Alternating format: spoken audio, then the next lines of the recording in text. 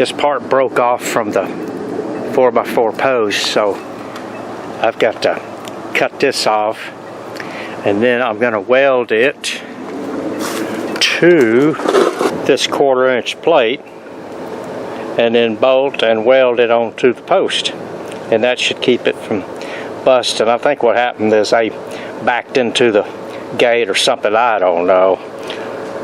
Anyway, no matter what the case, I'm going to fix it.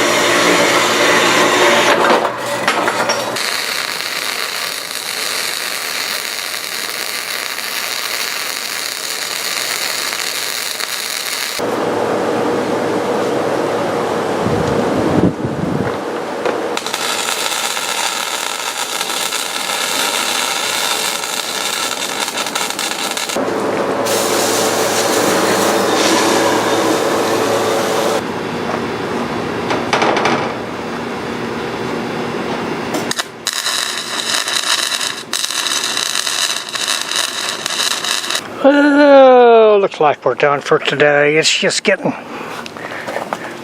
We're done for the day because it's just getting too hot out here. At least I got the major plate on there. I'll come back and finish welding it on a cooler day.